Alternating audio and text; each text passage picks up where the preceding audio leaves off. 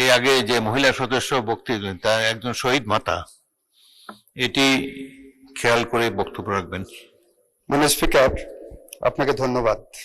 মাননীয় স্পিকার, যিনি শহীদ মাতা বক্তৃতা দিয়েছেন, ওনার প্রতিটা বক্তব্যই আমাদের চেতনায়, আমাদের রক্তে, আমাদের বিপ্লবে, আমাদের সংগ্রামের প্রেরণার মূল চেতনা।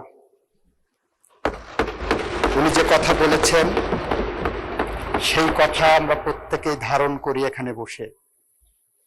ওনার প্রত্যেকটা কথাকে আমরা অনুসমর্থন করি, ওনার প্রত্যেকটা কথাকে আমরা শ্রদ্ধা জানাই, ওনার প্রত্যেকটা আবেগকে আমরা নিজের আবেগ বলে ভাবি, ওনার প্রত্যেকটা দাবিকে আমরা নিজের দাবি বলে মনে করি। আমি যখন ওকে দেখছিলাম তখন দেখছিলাম ও সাদা ফ্যাকাশ হয়ে গিয়েছে, একটা ফোঁটা বিন্দু রক্ত ওর ভিতরে ছিল না, পুরোটা রক্ত এই জমিনে পড়ে গিয়েছে।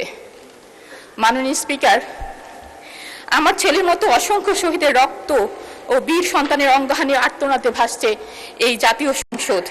দীর্ঘ 17 বছর পর নানা জুলুম নির্যাতনের পর এই রক্তস্নাত জাতীয় সংসদে আবারও অধিবেশন চলছে বাজেট আলোচনা, যা কিনা জুলাই না আসলে আসলে সম্ভব হতো না। মাননীয় স্পিকার, আমি মাননীয় অর্থমন্ত্রীকে ধন্যবাদ জানাতে চাই।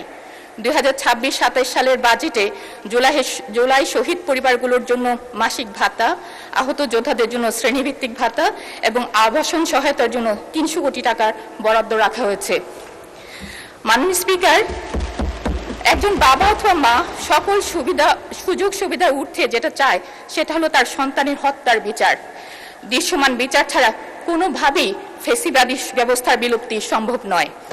বর্তমান সরকারের কাছে আমাদের দাবি প্রত্যেকটা হত্যাকাণ্ডের বিচার।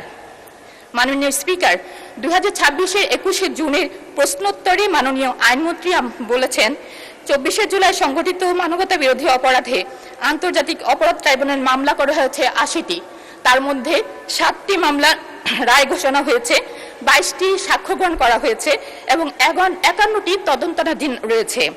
প্রায় 2 বছরে 7টি মামলা রায় হয়েছে। এ থেকে বোঝা যায় মামলা কতটা ধীর লয়ে চলছে।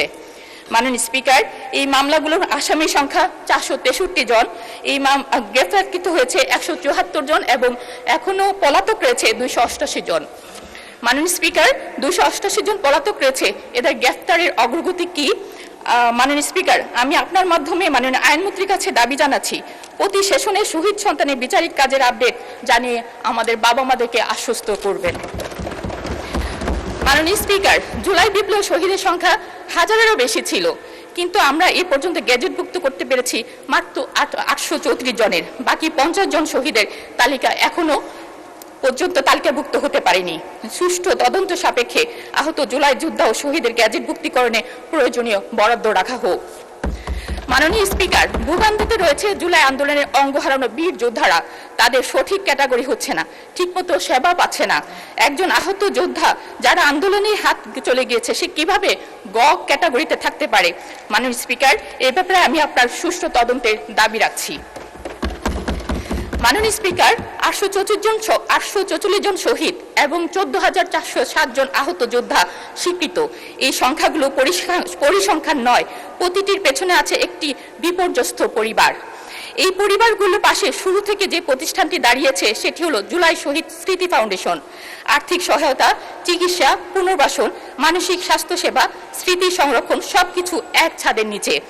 এই পর্যন্ত 831টি শহীদ পরিবার এবং 6,127 জন আহত যোদ্ধাকে নিয়ে 120 কোটি টাকা সহায়তা দেওয়া হয়েছে সম্পূর্ণ স্বচ্ছতার সাথে, যা তাদের একনাবিল সিএ ফার্ম অডিট রিপোর্টে প্রমাণিত রয়েছে।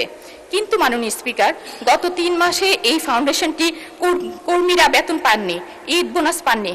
যারা নিজের বেতনের টাকা থেকে আহত শহীদ পরিবারকে সাহায্য করেছেন তারা আজ নিজেরাই সংকটে।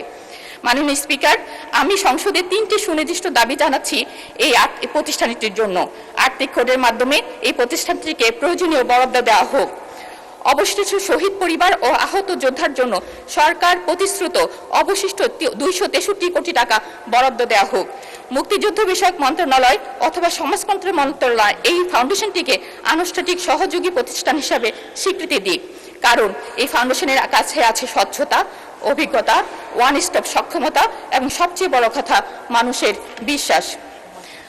মাননীয় স্পিকার, আমাকে একটু সময় দিবেন 2 মিনিট। সদস্য, আপনাকে 2 মিনিট বাড়িয়ে দেওয়া হলো, 2 মিনিটে শেষ করবেন। ধন্যবাদ মাননীয় স্পিকার। জুলাইকে মুছে ফেলতে পলাতক ফ্যাসিস্টের বাহিনী বাস্তবে ও সামাজিক মিডিয়াগুলোতে অতিমাত্রায় তৎপর। বিভিন্ন জায়গায় জুলাই যোদ্ধাদের উপর নির্যাতন, হুমকি, স্মৃতিস্তম্ভ পুড়িয়ে ফেলার মতো ন্যাক্কারজনক ঘটনা ঘটছে। জুলাই যোদ্ধাদের আইনি সুরক্ষা দেওয়া হলেও রাজনৈতিক সুরক্ষা দেওয়া হয়নি। এ ব্যাপারে মাননীয় আইনমন্ত্রীর কাছে একটি সুস্পষ্ট নির্দেশনা চাচ্ছি। মাননীয় স্পিকার, জুলাইকে বাঁচাতে হলে জুলাই বিপ্লবের ইতিহাস, আহত যোদ্ধাদের কথা এবং শহীদের স্মৃতি সংরক্ষণের জন্য জাতীয় ও স্থানীয় পর্যায়ে জুলাই স্মৃতিসৌধ, জুলাই জাদুঘর, গবেষণা কেন্দ্র এবং ডিজিটাল আর্কাইভ প্রতিষ্ঠার জন্য বাজেট বরাদ্দ রাখার জন্য অনুরোধ জানাচ্ছি, যাতে আগামী প্রজন্ম সত্য ইতিহাস জানতে পারে। মাননীয় স্পিকার, প্রাসঙ্গিকভাবে উল্লেখ করছি, জুলাই শহীদ স্মৃতি জাদুঘর কবে সর্বসাধারণের জন্য উন্মুক্ত হবে এবং কার্যাবলী পরিচালনার জন্য কোনো বাজেট রাখা হয়েছে কিনা।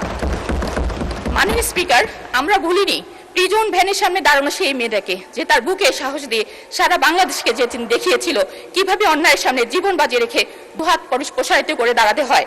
মাননীয় স্পিকার, সেই মেয়েটাকেও ভুলিনি আমরা, যে ছাত্রলীগের লাঠির আঘাতে যার কপাল কেটে রক্ত ঝরেছিল। মাননীয় স্পিকার, জুলাইয়ের পর এইসব অগণিত নারী যোদ্ধারা হারিয়ে গেছে, কিন্তু তাদের হারাবার কথা ছিল না।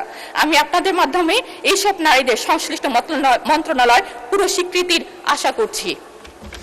মাননীয় স্পিকার, আহত পঙ্গু ব্যক্তিদের জন্য আজীবন চিকিৎসা, ফিজিওথেরাপি, মানসিক স্বাস্থ্য সেবার বরাদ্দ রাখা প্রয়োজন মনে করছি। মাননীয় স্পিকার, একটি পরিবার কর্মক্ষম মানুষটি যখন হারিয়ে যায়, সেই পরিবারের সন্তানদের শিক্ষার উপর আঘাত হানে। শহীদ ও আহত পরিবারগুলির জন্য স্কুল, কলেজ, মাদ্রাসা ও বিশ্ববিদ্যালয়গুলোতে আর্থিক প্রণোদনা দিলে তারা ঝরে না গিয়ে সম্পদে পরিণত হতে পারত। মাননীয় স্পিকার, মাননীয় অর্থমন্ত্রী বাজেট বক্তৃতার 3 নম্বর অনুচ্ছেদে উল্লেখ করেন, আমরা যে জুলাই জাতীয় সনদ স্বাক্ষর করেছি তা অক্ষরে অক্ষরে বাস্তবায়ন করার ঘোষণাও ইতিমধ্যে মাননীয় প্রধানমন্ত্রী জাতির সামনে এনেছেন। যে জুলাই না আসলে আজকের এই সংসদেরই অস্তিত্ব ছিল না, সেই জুলাইকে নিয়ে জুলাই সনদ এখনো বাস্তবায়ন হয়নি। মাননীয় স্পিকার, আমি আপনার মাধ্যমে জুলাই সনদ বাস্তবায়নের আবেদন রাখছি। মাননীয় স্পিকার, সরকারি দল তার নির্বাচনী ইস্তেহারে থাকা সুশাসনের সঠিক প্রয়োগ করে জুলাই সনদের পাশাপাশি বাজেটকে অক্ষরে। তবে এখানে সুনির্দিষ্টভাবে উনি বলেছেন, আইনমন্ত্রীর কাছে একটা ব্যাখ্যা চেয়েছেন, জুলাই যোদ্ধাদের এবং জুলাইকে আমরা আইনি সুরক্ষা দিয়েছি, রাজনৈতিক সুরক্ষা দেওয়া হয়নি। মাননীয় স্পিকার, ওনার আবেগের সাথে ভেসে যেই আমি বলছি, প্রতিটা আইনই একটি রাজনৈতিক দলিল, প্রতিটা আইনই একটা পাবলিক পলিসি সরকারের পক্ষ থেকে যে সুরক্ষা দেওয়া সম্ভব, সেটা একমাত্র সম্ভব আইনি কাঠামোর মধ্যে এনে। এবং আমাদের সরকার, বিএনপির সরকার, জুলাই যোদ্ধাদের সরকার, জুলাই চেতনার সরকার সেই আইনি কাঠামোর মধ্যে এনেই